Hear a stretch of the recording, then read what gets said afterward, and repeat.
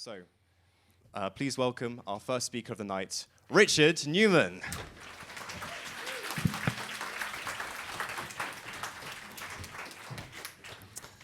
Thank you. So, what is human connection? And why does this matter to us so much? And also, when you speak, do you feel heard? Do you feel seen? I've been searching for the secrets of human connection for over 40 years. And it was just a few weeks ago, here in Bristol, that I feel like I finally pieced it all together, which is kind of weird because I've been teaching communication for decades. But there's a little hidden ingredient that I was missing. Now, very few people know even why I've been teaching communication all this time. I'd love to share the secrets of all of this with you here today. When I was 4 years old, my parents moved house, we went to a new area, and I went to a new school. And I remember this first day in that school so vividly. I was sitting there at this tiny table, talking to the other children, but they didn't talk with me. They just turned and laughed at me. And I remember being in that classroom, feeling so utterly alone. And I started sobbing uncontrollably, thinking, why can't I connect? I was starving for connection, but I just couldn't make it happen. And I started to wonder, is there something different about me? What am I missing here? And it was years later before I started to put this together. Because I was a shy child, I'm highly introverted, and I'm also autistic. Now, what this means for me is that I have some challenges day to day with communication. So, for example, when I was a teenager and I was trying to join a conversation to me would look like a 12-lane superhighway of traffic with the traffic going 100 miles an hour in both directions. And I was looking at it thinking, where's the on-ramp? And eventually, if I figured out there was a little break in the traffic and I said something, people would just turn to me and say, yeah, okay, and keep on talking. Because what I'd said was only relevant 12 minutes earlier. It got to the point where I started to feel like my voice might never be heard. My ideas might never be known. And so I decided that I would study communication. I went on this mission where I started reading dozens of books on communication. I got to over 100 books, reading them on every different area of communication I could imagine.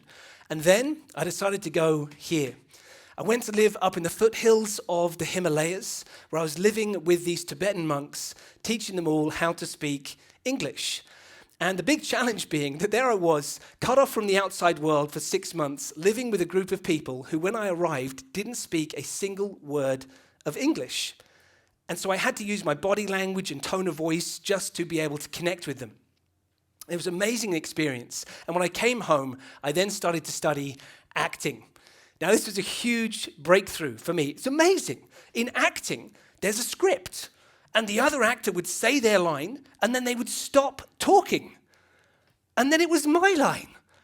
And I'd say my line, and the director would say, okay, stand here, move your arm like this, and give it some emotion. And I'd go for it, and I'd feel connection with the other person on stage, and I'd feel connection with the audience. And I started to think, well, maybe this is it. Is there some kind of secret formula where you can take storytelling and body language and emotional presence and put it all together in day-to-day life, and maybe that would be connection? I'm going to share with you exactly how this works with the secrets of head, hands, and heart. Let's talk first about head. Chris Anderson, who's the head of TED Talks, he says that a great speaker can unite an audience by transmitting an idea from their mind into the minds of everybody who they're listening to. And Yuval Noah Harari, in his TED Talk, he said the reason that we're the dominant species on the planet Earth is not because we're somehow more powerful, because frankly, you couldn't outrun a squirrel. But we're more dominant because we have the power of story to galvanize millions of people to work together. And then there's many more TED Talks about Joseph Campbell and the hero's journey and so on. And Joseph Campbell came up with the 17 stages of the hero's journey, 17 stages of a story. Now, that's all very well if you're going to create a 3-hour Hollywood epic, but it's not so useful for an everyday conversation. So what are you supposed to do there? Well, for the answers to this, I decided to look to the 1900s, where Paul MacLean came up with the theory of the triune brain, the three-part brain theory. And he said there's three essential parts of the brain that you need to engage with if you want to connect with someone. There's the survival mind, the emotional mind, and the logical mind. Now, in storytelling terms, if you engage these three areas in this order, then you can compel people to listen to you. So you start off with current challenges around survival, then an emotionally better future, and then logically, how do you achieve this? Now, let me give you a few examples that hopefully you are aware of and you can relate to. So firstly, let's look at Harry Potter. In the world of Harry Potter, they engage the survival mind at the beginning because we see Harry suffering at the hands of his brutal aunt and uncle living under the stairs. Then Rey in Star Wars, we find her starving on a desolate planet. And Barbie, we find her suffering with cellulite and flat feet and fear of death. Then we go to the emotional mind. In the emotional mind, we see Harry discover he's a wizard, and he goes traveling off to the magical world of Hogwarts. And Rey discovers the Force, and she goes traveling off in the Millennium Falcon. And then Barbie discovers there's a real world and goes traveling off to make everything perfect again. And then finally, the logic kicks in, and our brain says, okay, how exactly is Harry going to defeat the Dark Lord of Death? And how exactly is Rey going to defeat the Dark Lord of Death? And how exactly is Barbie going to defeat her dark thoughts about death, I guess? I mean, it's the same story, but just with a couple of ingredients changed. Now, if you use this when you're telling a story, then you can really compel people to listen to your ideas. But that in itself isn't enough, because your ideas will not speak for themselves. You have to do it. And so therefore, we need to look next at your physiology. Now, as an autistic person, I had been analyzing people's nonverbal behavior for decades, trying to figure out the magic formula for how you could get a better connection with people. And then when I finally thought I was onto something, I built together a scientific research study which was published in the journal Psychology. I worked with UCL, University College of London, and specifically Professor Adrian Furnham, who's the head of psychology there, and he's been working in the field for many years, one of the most well-regarded psychologists in the world. We spent 18 months working on designing this study so it could be the most rigorous, irrefutable study we could come up with. We involved over 2,000 people in this, people aged from 18 to 65, men and women, people from loads of different backgrounds, so we could prove that this was truly universal, and we tested it in Europe, Asia, and the Americas. And what we were testing was essentially, can you change a couple of aspects in your non-verbal behavior? And if you move away from what most people do day to day, and shift across to a more effective method, would that change your ratings for various things like how confident you are, how charismatic you are, and so on? Could we make that change universally? Now, it turned out that you can do it, and the results were quite startling, way beyond what we thought. I'll just give you a couple of the examples now. Now, just imagine this. You can go into your next conversation, the next person you meet with, the next team meeting you go to, and you can increase how inspiring people think you are. You don't have to change your words. You don't have to change who you are or what you're wearing. You just change a couple of key areas of your communication through your body language. You can increase how inspiring people think you are by more than 25%. And honestly, when we ran the study, we were hoping for maybe a 5% shift would be good. 7% would be fantastic. This was way beyond what we thought. Now, what about being a good leader? Now, you might be the leader of a team or a department, but sometimes you just want to be seen as a thought leader in a conversation. This one went up by 44%. You're the same person, you say the same words, you're wearing the same clothes, but you can shift this with a couple of key areas of your communication. And lastly, this one blew me away. Think about getting people to vote for you in an election of any kind. We found that you can shift this one by a 57% increase just by changing a couple of things that are dead easy for everyone to use, and it works universally. Now, I'm going to share with you what this looks like with a couple of examples now. So to do this, I need you all to be upstanding. So everybody, please stand up for a moment. Put down what you're holding. I'm just going to copy my body position. So I'd like you to stand with your feet completely together. Feet together. That's it, sort of standing rigidly, feet together down here. Now, in this position, the science tells us that you are seen as a low-status pushover. Now, what does this mean? Let's get some common sense tests behind this. I'd like you to take your left hand, Left hand, that's it, the one on this side. And I'd like you to place it on the shoulder of the person next to you. And in a moment, you're going to give them a shove to push them over. 1, 2, 3, go, push. There you go. The whole audience falls on the floor. So you are all deemed to be a pushover. Very easy to push over with a light nudge. Why? Because gravity's working against you because you have a high center of gravity in that position. Now just take a look at this. If you just move your feet slightly to get about feet shoulder width apart, take any tension out of your knees. In this position, gravity's working better with you, giving you more gravitas. So again, try it out. Just place your hand on the shoulder of the person nearest to you and give them a little nudge. See how they feel? Notice they feel stronger. The whole audience is still standing. Very good. So suddenly gravity works with you. You have more gravitas, and it's a better position universally. Doesn't matter what your gender is, your age, or your background. It gives you a greater sense of gravitas. Now, we'll try the next bit sitting down. So everybody take a seat. Thank you for doing that. Now, importantly, I wanted to say on this piece, there's a well-known TED Talk that talks about body language and power posing, where they're talking about shifting your body to make you feel better. What we did in this study was the exact opposite.